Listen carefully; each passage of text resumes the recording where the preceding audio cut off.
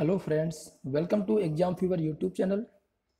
CTET की तैयारी के लिए सामाजिक विज्ञान का एक अगला चैप्टर जो कि इतिहास से लिया गया है, एनसीईआरटी के चैप्टर आरंभिक नगर। और सिलेबस में भी सेम चैप्टर है जिसे आप प्रारंभिक नगर या फिर आरंभिक नगर बोल सकते हैं। उस चैप्टर को आज हम वीडियो में कवर करेंगे।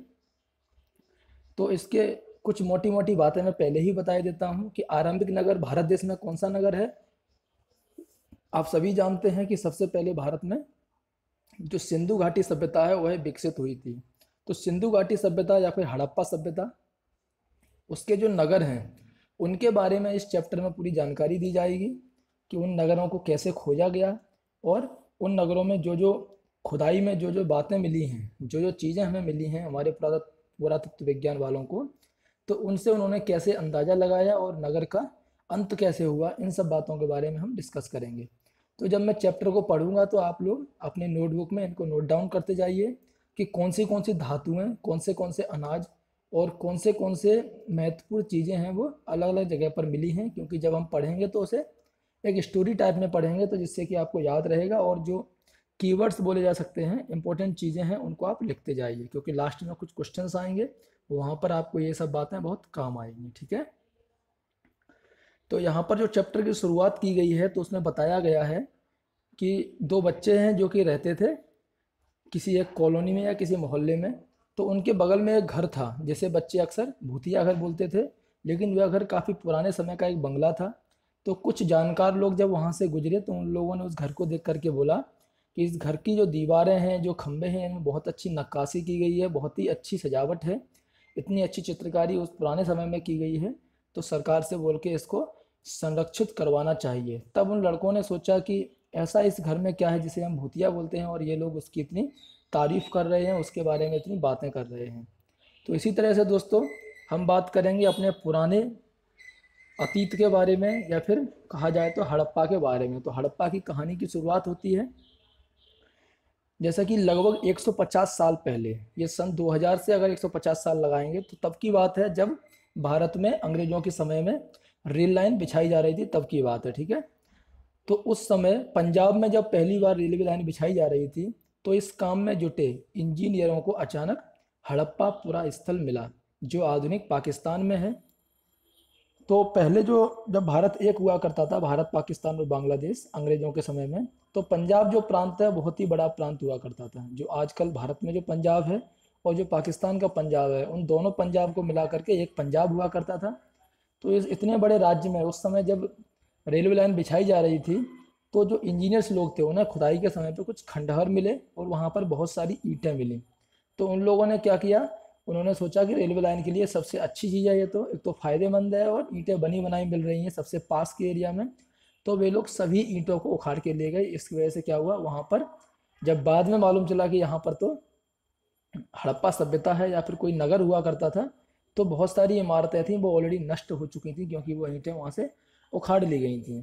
तो जब ये काम हुआ था, इंजीनियरों ने जो ईंटें उखाड़ी थी, उसके बाद लगभग 80 साल के बाद जो पुरातत्वविद थे, जो जो कि खुदाई करते हैं ऐसे वैज्ञानिक, उन्होंने इस जगह को ढूंढा और तब उन्हें मालूम चला कि यह खंडहर जो उपमहाद्वीप है, भारतीय उपमहाद्वीप के सबसे पुराने शहरों में से एक है।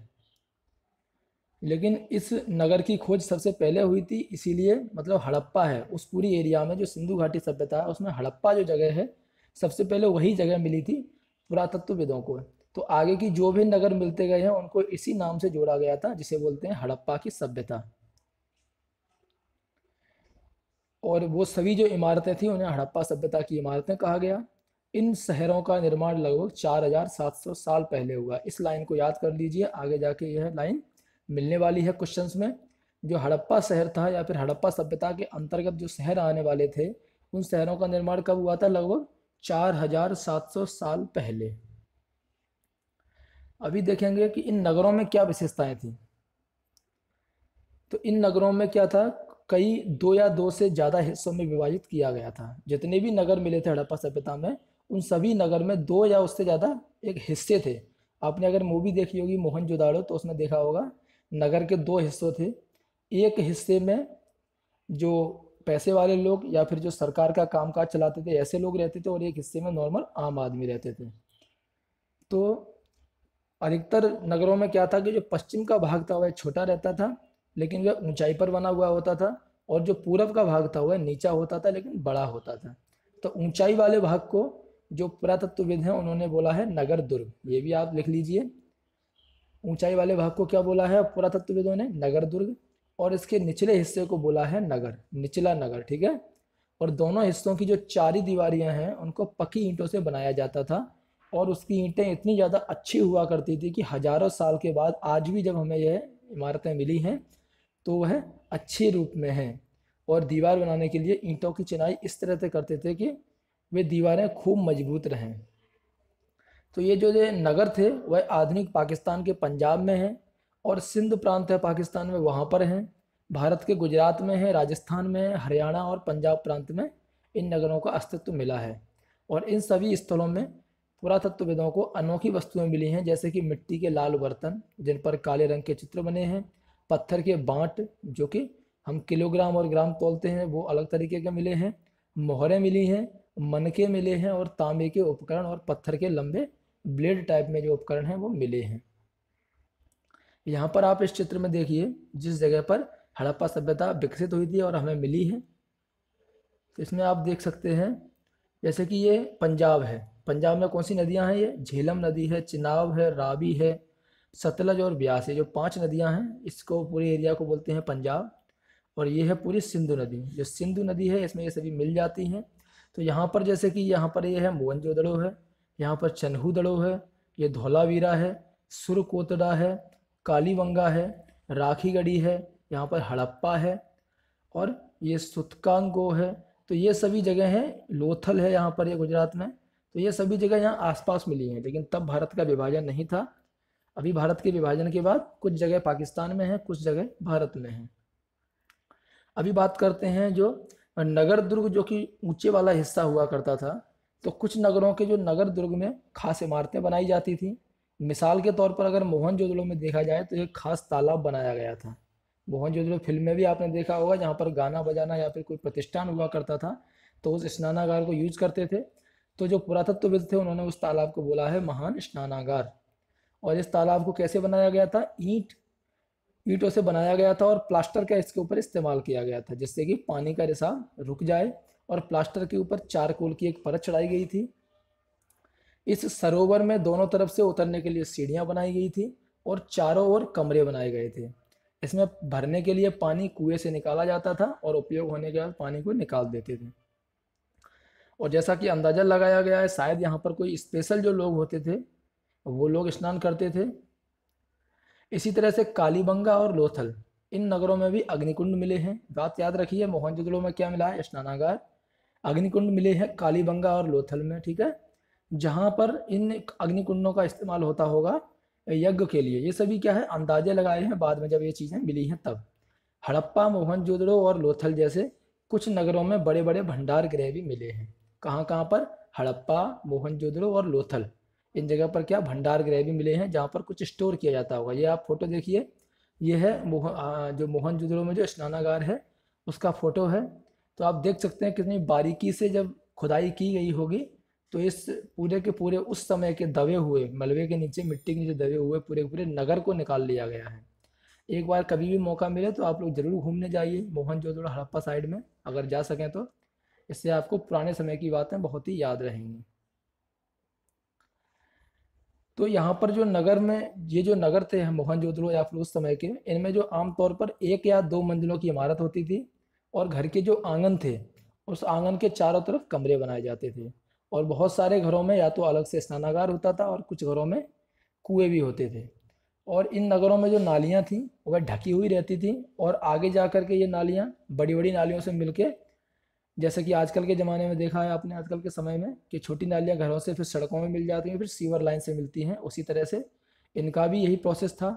और जो नालियाँ थी उनमें हल्की सी ढलान हुआ करती थी जिससे कि पानी आराम से निकल जाए। और नाले में कई कई जगह पर मैन होल हुआ करते थे जिससे कि साफ़ सफाई कर सकें। यहाँ पर आप फिगर में देखिए कि जो ईंट है, ईंटें कैसे बनाई चिनाई की जाती थी हड़प्पा के समय में। हड़प्पा के नगर के बारे में बताया गया है यहाँ पे।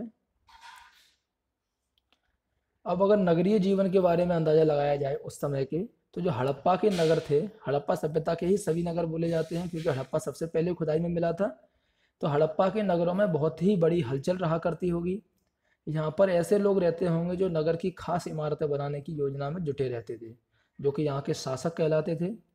और शासक लोग हैं जो लोगों को दूर भेज भेज के धातु, बहुमूल्य पत्थर और अन्य उपयोगी चीज़ें भेज करके दूर से, ये कुछ चीज़ें भेज करके कुछ चीज़ें वहाँ से आयात करते थे, जैसे कि धातु मंगाते थे, बहुमूल्य पत्थर और अन्य उपयोगी चीज़ें। तो इससे क्या पता चलता है कि यहाँ पर ये धातु वगैरह बहुत ही कम हुआ करते थे, बाहर से लोग आयात करते थे। शासक लोग खूबसूरत मनके और सोने चांदी के बने आभूषण जैसी कीमती चीज़ें भी अपने पास रखते होंगे। इन नगरों में क्या लिपिक भी होते थे, जो आजकल क्लर्क बोले जाते हैं। और वे लोग क्या है, मोहर, इन नगरों में क्या मोहर भी मिली है, आगे आपको पिक्चर दिखाएंगे मोहर का।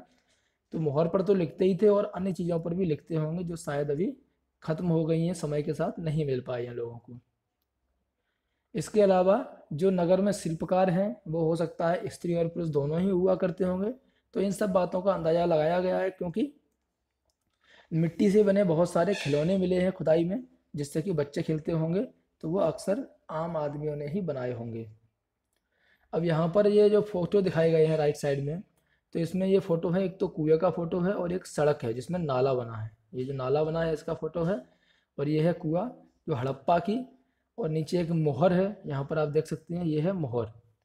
तो जो कि आपने मूवी देखी होगी, तो मूवी में भी सेम यही मोहर थी जो कि वो एंट्री के लिए यूज करते थे। हड़प्पा के जो मुख्य जो बिल्डिंग्स हुआ करती थी जहाँ पर राजा लोग रहते थे, तो इसी मोहर के द्वारा वो लोग अंदर जाते थे। इसमें कुछ अंदाज़ा लगाया गया है। तो ये वो मोहर है। इसमें जो ऊपर ये लिखा हुआ है, ये अभी तक पता नहीं चल पाया है कि कौन सी भाषा है और क्या लिखा हुआ है, लेकिन इसमें एक सिंगा, जो कि उस समय काफ़ी माना जाता था जानवर, उसकी एक चित्र बना हुआ है। और ये कुछ पक्की जो मिट्टी है, पकी हुई मिट्टी के कुछ खिलौने बने हुए मिले हैं। अब यहाँ पे आप देखिए, ये हैं उस समय के बाँट, जो कि आजकल हम किलो, किलोग्राम, 200-250 ग्राम, 1 किलो जो हम यूज करते हैं। तो उस समय इस तरह के जो बाँट हैं वो यूज करते थे। इन्हें बनाया जाता था चर्ट पत्थर। कौन से पत्थर थे, यहाँ पे देखिए चर्ट, ठीक है ना। अगर पूछा जाए कौन सी धातु से बनते थे, इन्हें बोला चर्ट पत्थर से बनते थे। तो इन जो जो बाँट है इनको चर्ट पत्थर से बनाया गया था, और इन्हें बहुमूल्य पत्थर और धातुओं को तोलने के लिए शायद बनाया जाता होगा। उसके अलावा यहाँ पर देखिए जो दो फोटो दिखाई दिए हैं, इनमें क्या है, इन दोनों फोटो में, ये पहले इस फोटो के बारे में बात करते हैं कि जो इसमें क्या होता था कि जो कार्निलियन जो पत्थर था उससे बनाए गए हैं ये जो आभूषण है, ये माला टाइप की बनी है।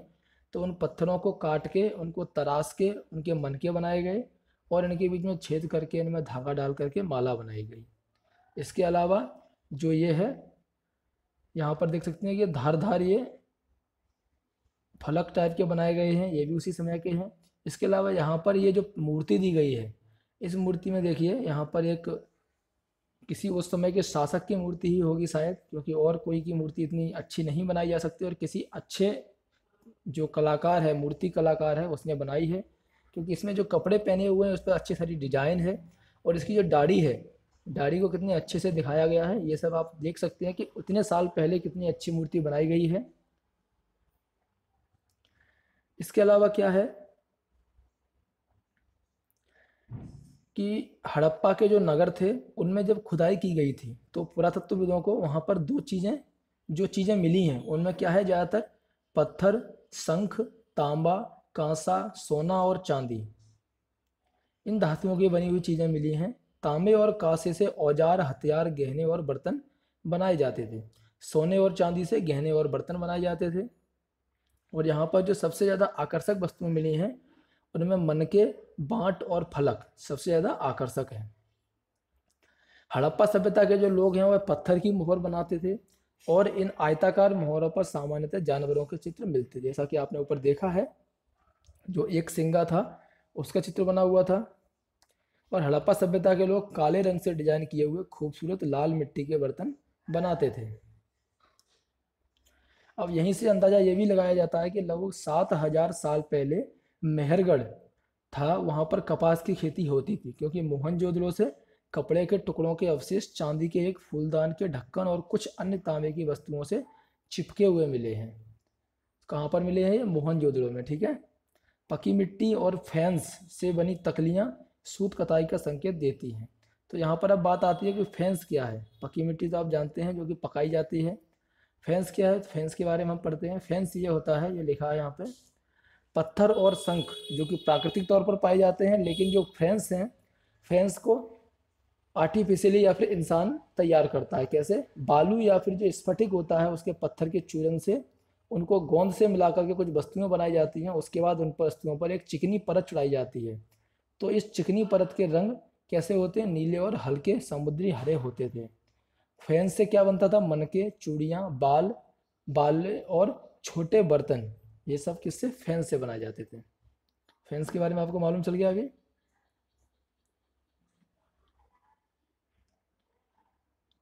तो यहाँ पर जो बहुत सारी जो चीज़ें मिली हैं खुदाई में, तो उनमें से अधिकतर चीज़ें इतनी सुंदर हैं कि इसको देख करके अंदाज़ा लगाया जाता है कि ये विशेषज्ञ लोगों ने ही बनाया होगा। विशेषज्ञ लोग कौन होते हैं? कि जिन्हें कि अपनी कला में बहुत ही ज़्यादा महारत हासिल होता है। इसके अलावा अगर बात करें कच्चे माल की, तो कच्चा माल किसे बोलते हैं? जो कि हमें प्राकृतिक रूप से मिलता है, या फिर जो किसान लोग उत्पादन करते हैं वैसे मिलता है, फिर खुदाई वगैरह में ज़मीन के नीचे दबी हुई चीज़ें मिलती हैं, उन्हें बोलते हैं कच्चा माल। अभी जैसे किसान कुछ चीज़ों को पैदा करते हैं, जैसे कि कपास का उदाहरण ले लीजिए। तो कपास को पैदा करने के बाद खेतों में उसकी कताई बुनाई करके कपड़ा तैयार किया जाता है। तो हड़प्पा में जो लोगों को बहुत सारी चीज़ें मिलती थी, जिसमें कि तांबा, लोहा, सोना, चांदी और बहुमूल्य पत्थर था, उन पदार्थों को वे दूर दूर से आयात करते थे। इस बात को याद रखिए कि जो वहाँ पर पैदा होते थे अनाज वगैरह, उनके बदले में या फिर किसी और चीज़ के बदले में वे लोग तांबा, लोहा, सोना, चांदी और बहुमूल्य पत्थर जैसे कि मनके वगैरह होते थे, वे दूर दूर से खरीदे जाते थे। अभी हड़प्पा में ये जो कुछ खिलौने मिले हैं और ये मोहर मिली है, इनको आप देखें। ये है जैसे कि उस समय की गाड़ी, जिससे कि सामान इधर से उधर ले जाया जा सकता है। और यहाँ पर ये मोहर है। इसी तरह से ये जो हल है, हल का फोटो मिला है, जो हल टाइप की बनावट है। तो इनसे क्या अंदाज़ा लगाया जाता है? इनसे अंदाज़ा यही लगाया जाता है कि उस समय में इन चीज़ों का यूज किया जाता होगा। तो हड़प्पा के जो लोग थे वे तांबे का आयात कहाँ से करते थे? अंदाज़ा लगाया गया है ये, वहाँ पर उस समय तो कोई था नहीं, ना ही कुछ ऐसा लिखा हुआ मिला है, लेकिन जब चीज़ों को मैचिंग की गई है, जैसे कि वहाँ पर जो चीज़ें मिली हैं वही चीज़ किसी और जगह पर मिली है, तो अंदाज़ा लगाया जाता है कि इनका यहाँ से व्यापार संबंध हुआ होगा या कुछ तो हुआ होगा कि एक जैसी चीज़ें मिली हैं। तो हड़प्पा के लोग तांबे का आयात आज के राजस्थान से करते थे।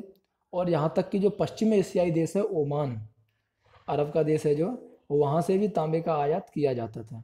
और कांसा बनाने के लिए तांबे के साथ मिलाई जाने वाली धातु थी टिन।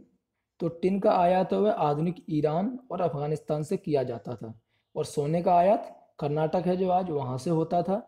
और बहुमूल्य पत्थर का आयात गुजरात, ईरान और अफगानिस्तान से किया जाता था। इन बातों को याद रखिए, वे लोग कहाँ कहाँ से किन चीज़ों का आयात करते थे। और लोग हैं जो नगरों के अलावा गाँव में भी रहते थे और अनाज उगाते थे और जानवर पालते थे। किसान और चरवाहे भी शहरों में रहने वाले शासकों, लेखकों और दस्तकारों को खाने के सामान देते थे। और पौधों के अवशेषों से मालूम चला है कि हड़प्पा के लोग गेहूं, जौ, दाल, मटर, धान, तिल और सरसों उगाते थे। और जमीन की जुताई के लिए हल का प्रयोग है, वह एक नई बात थी। हड़प्पा काल में जो उन्होंने हल यूज किए हैं वो शायद नहीं बच पाए हैं, क्योंकि वो लकड़ी के बने होते थे। लेकिन जो खिलौने मिले हैं उसके आधार पर अंदाज़ा लगाया गया है कि वे लोग हल का प्रयोग भी करते थे। और चूंकि इस एरिया में पानी की थोड़ी सी कमी थी, तो पानी की कमी से दूरी करने के लिए वे लोग सिंचाई के लिए पानी का स्टोर भी करते होंगे। ये सब बातें अंदाज़ा लगाई गई हैं। हड़प्पा के लोग गाय, भैंस, भेड़ और बकरियां पालते थे। और बस्तियों के आसपास तालाब और चरागाह होते थे। लेकिन जब सूखे वाले महीने होते थे गर्मियों के, तो ये लोग मवेशी लेके दूर दूर तक भी जाया करते थे और बेर जैसे फलों को इकट्ठा करते थे, मछलियां पकड़ते थे और हिरन जैसे जानवरों का शिकार भी करते थे।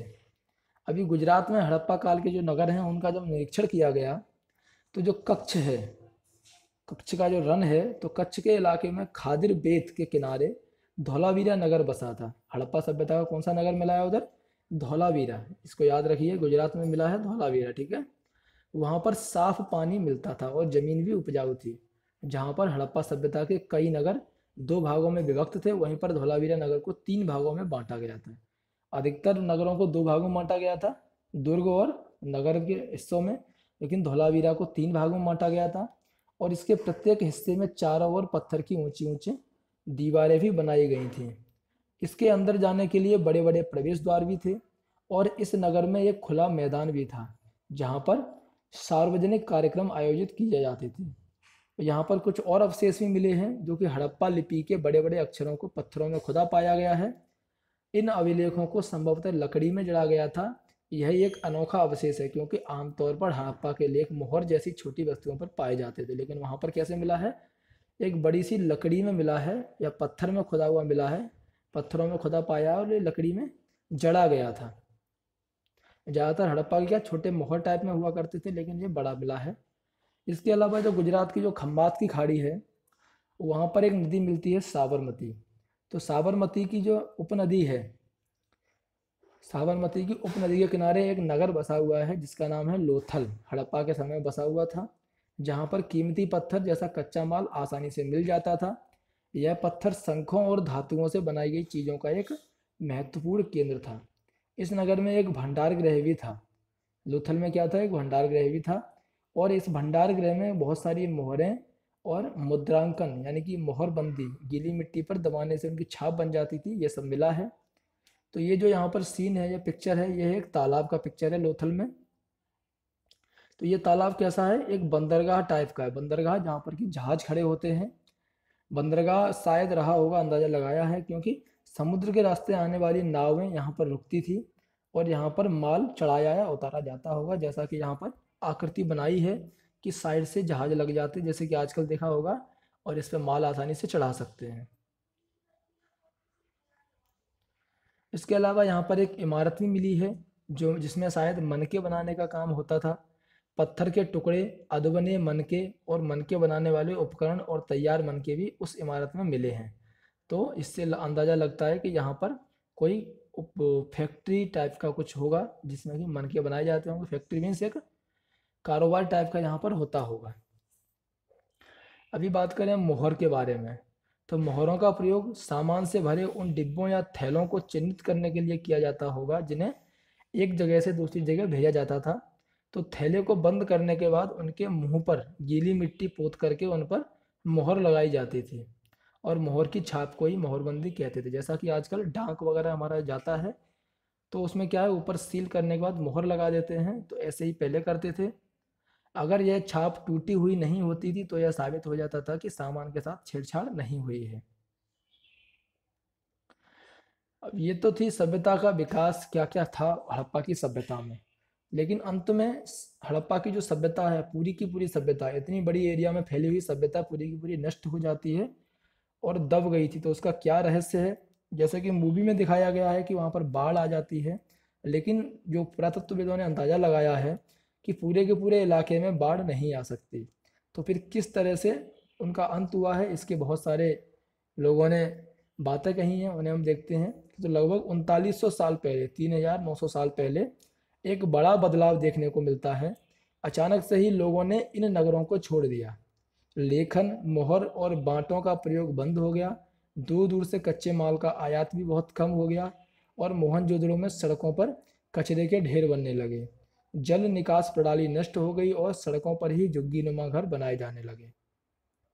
अभी यह सब हुआ क्यों, इसका अभी तक कुछ पता नहीं है। कुछ विद्वानों का कहना है कि नदियाँ सूख गई थीं और कुछ का कहना है कि जंगलों का विनाश हो गया था और कुछ कह सकते हैं कि जो ईंटें पकाने के लिए ईंधन की ज़रूरत पड़ती थी। इसके अलावा मवेशियों को बड़े बड़े झुंडों से चरागाह और घास वाले मैदान समाप्त हो गए होंगे, शायद इस वजह से ये सब आया हो।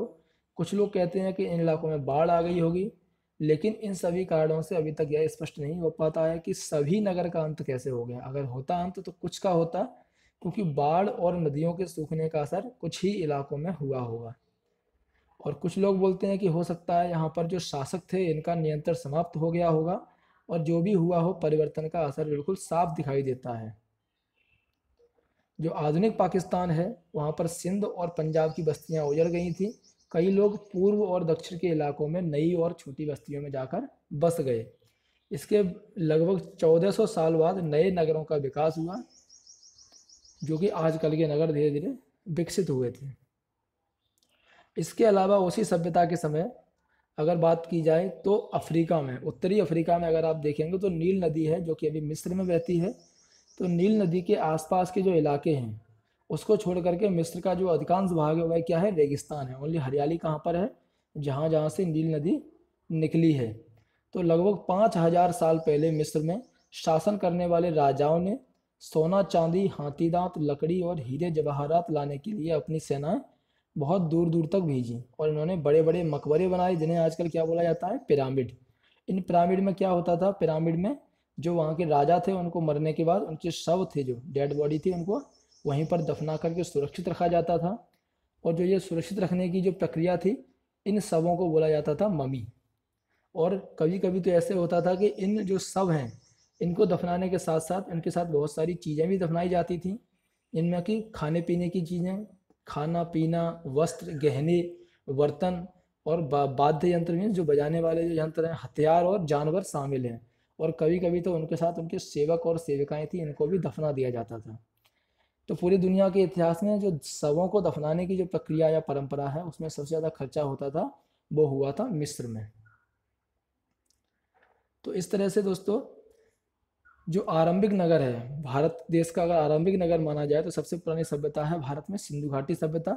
उसके बारे में आपने यहाँ पर चर्चा की और आपको उसके बारे में जानकारी मिली। वीडियो आपको पसंद आया हो तो इसे ज़रूर लाइक कीजिए, और जिन लोगों ने अभी तक चैनल को सब्सक्राइब नहीं किया वो लोग सब्सक्राइब कर लीजिए। CTET का एक बहुत ही महत्वपूर्ण टॉपिक है ये इतिहास का, तो इसे अच्छे से पढ़िए बार बार। इसमें जो अच्छे अच्छे पॉइंट हैं उनको नोट कर लीजिए, जिससे कि जब कभी भी अगर आपसे क्वेश्चन पूछा जाएगा तो आप पूरे कहानी के टाइप में आपके दिमाग में रहेगा और ये आपके काम आएगा। धन्यवाद दोस्तों।